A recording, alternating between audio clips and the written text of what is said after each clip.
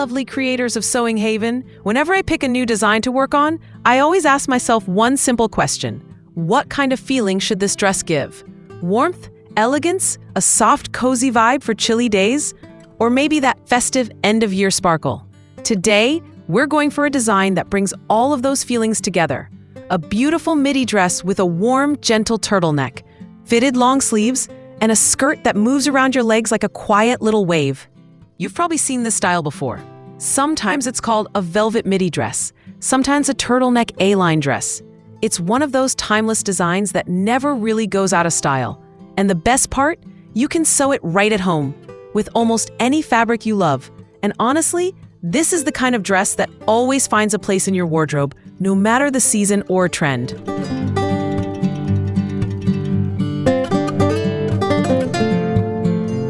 Never straighten out this curve line. This curve is there to give room for the bust in your pattern. If you flatten it, the blouse will feel tight across the chest and you'll get unwanted pulling or stretching.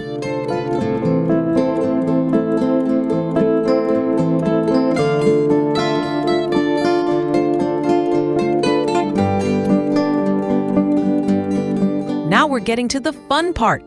This dress is absolutely perfect for year-end parties and celebrations, especially in this stretch velvet, the kind of fabric that catches the light and gives off a soft, elegant shimmer. But what about the pattern itself?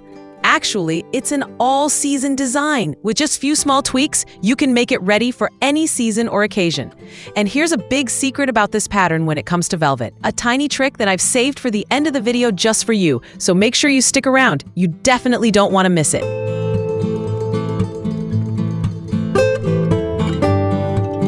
Since stretch velvet is, well, stretchy, and this is a formal dress, you don't need to add extra ease to the pattern. But if you're using other fabrics, like autumn or summer ones, make sure to add about 1.5 centimeters of ease at the side seams of the bodice and along the sleeve seam, just like in my previous tutorials.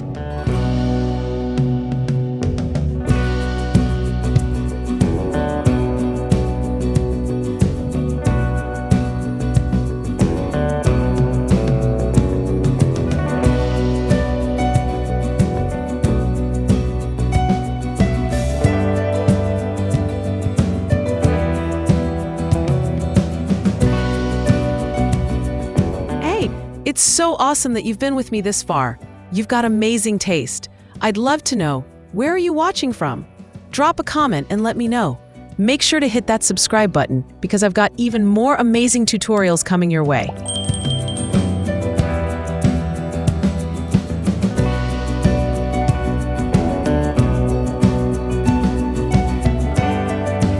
The main fabric for this design is stretch velvet, also known as stretch velour. It has a soft drape, that beautiful velvety shine, and just the right amount of stretch to give the bodice a nice, fitted look. It's a great choice for fall and winter outfits. If you want to try similar fabrics, you can go for crushed velvet, lightweight Chanel velvet, or even stretch suede if you prefer a more matte finish.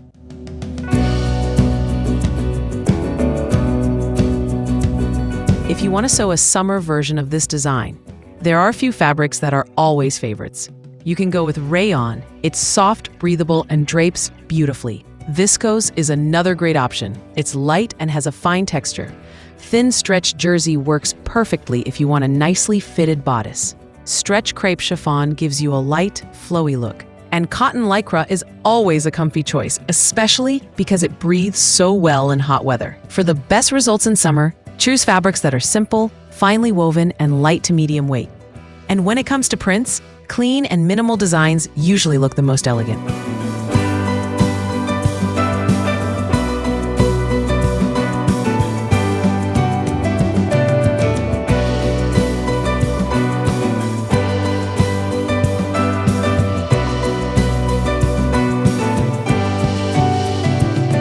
With velvet, you'll need a bit more fabric because every single pattern piece has to be cut in the same direction.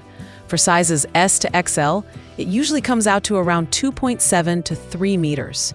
With regular fabrics, things get easier.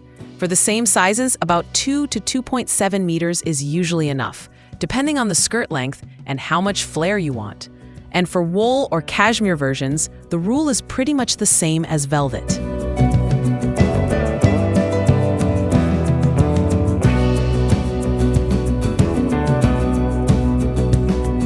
neckline on this dress is a simple, clean turtleneck. Nothing busy or complicated. It gives the whole look a calm, classic feel. This style of turtleneck is soft and stretchy, minimal and completely seamless, which is why it's so popular for fall pieces. But if you're making the summer version, you can skip the turtleneck and switch to a basic round neckline or even a boat neck to keep the dress lighter and more comfortable. For the neckline measurement, take half of your neck circumference with a snug fit, then add about 1 to 1.5 centimeters for ease. Now subtract this number from the half neckline measurement on your pattern. Take the result, divide it by 4, and then take half of that amount again, just like I'm showing you here. Mark that measurement on each side of the neckline sections and close them as narrow darts on the pattern. When you're done closing these darts, measure the neckline again to make sure everything matches. In the end, the final measurement should equal half of your neck circumference plus that 1 to 1.5 centimeters of ease.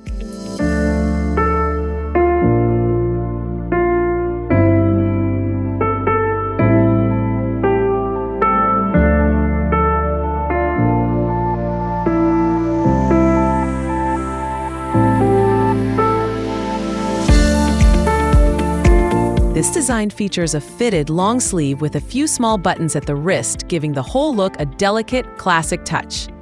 If your fabric is a little thicker, it's better to add just a bit more ease to the pattern so the sleeve sits comfortably. With thicker fabrics, the buttons on the cuff or the wrist actually look even more refined and luxurious.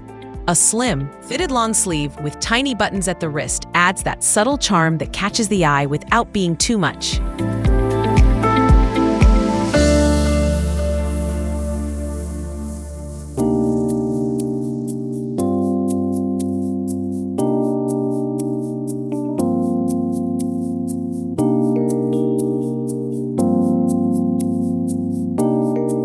So, who does this dress flatter the most? If you have a classic hourglass shape, this design works beautifully because it highlights the waist. For a pear-shaped body, it's also a great match. The flared skirt balances the lower body really nicely. On a rectangular figure, the fitted neckline and sleeves paired with the flared skirt help create more shape through the waist. If your shoulders are broader, like an inverted triangle, the flare of the skirt brings everything back into balance. And for an apple shape, choosing a slightly thicker fabric with a gentle flare helps draw the eye downward, which looks very flattering.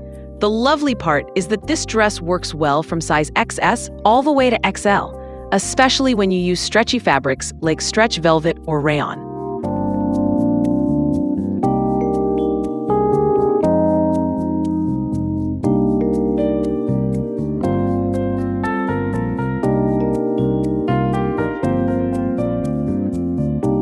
Okay, here's the big secret I mentioned. You should never cut a half circle or full circle skirt from stretch velvet. Why? Because the pile of the velvet has a direction. I'll explain in a moment why this is a mistake that many beginners make. I'm going to show you the design of this skirt in a smaller scale on paper. Imagine this paper is your fabric, with the two open sides representing the grain line and the fabric edges. For a circle skirt, you take your waist measurement, divide it by 4, and then add 5 centimeters. For example, if your waist is 80 centimeters, 80 divided by 4 equals 20, and 20 plus 5 equals 25 centimeters. So the radius for the waist of an 80 centimeter waist skirt is 25 centimeters.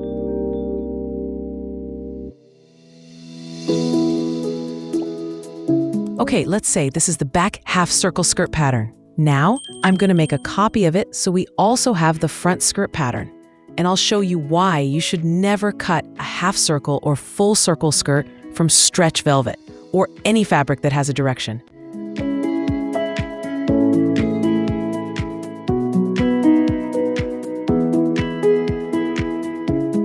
Thanks for staying with me all the way to this point. Where are you from? Drop a comment. I'm really curious to know. By the way, have you checked out our second channel, Style Daily Clips? Every outfit there has its own code. Just leave the code in the comments, and I'll upload the pattern making tutorial for that exact style. And don't forget to subscribe so you won't miss any of the amazing tutorials coming up next.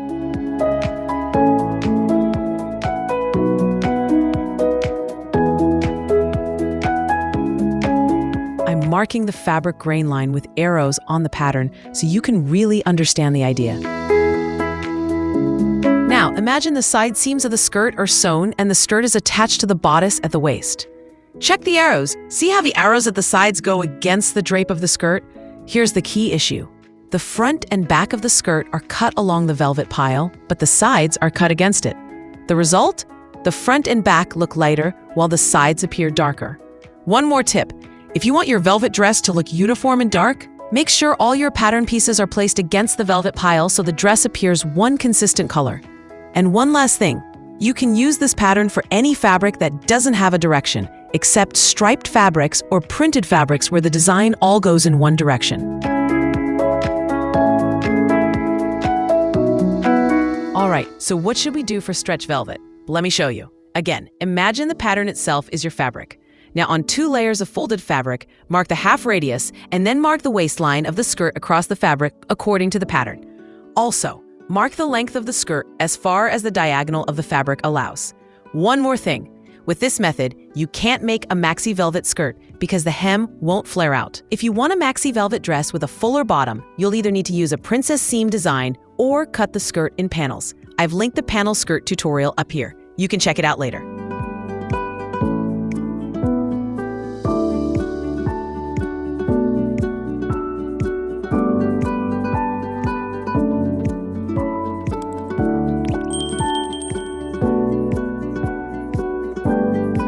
For fall and winter, there are a few fabrics that work beautifully with this design. Lightweight cashmere, fine wool, wool viscose blends, soft suiting fabrics, and even stretch wool knits. Those are perfect, especially if the fabric has a little give.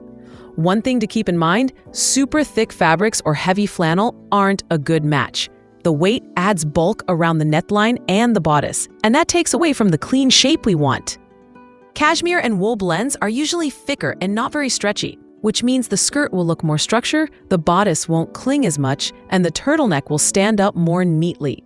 For the bodice, it's better to give the pattern a bit more ease.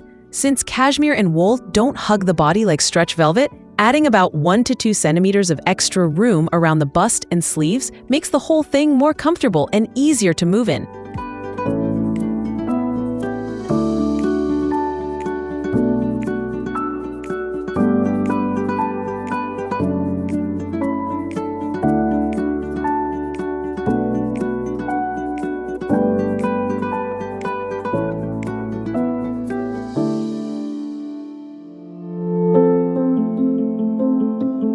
The length of this design is midi. It usually falls somewhere between 110 and 125 centimeters, depending on your height, and it hits right around the mid-calf. In the photos, you can clearly see it sitting exactly at that mid-calf point.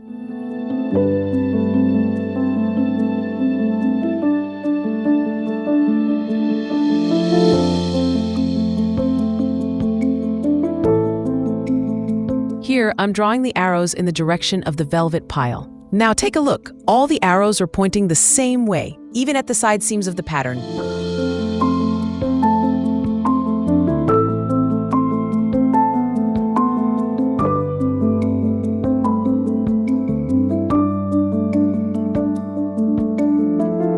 Thanks for staying with me all the way to the end. How was the tutorial? I'd really love to hear what you think. Don't forget to hit that subscribe button so you won't miss the next lessons. Now come on, let's jump into the next tutorial together. I've also organized all the other videos into playlists to make it easier for you to find exactly what you need.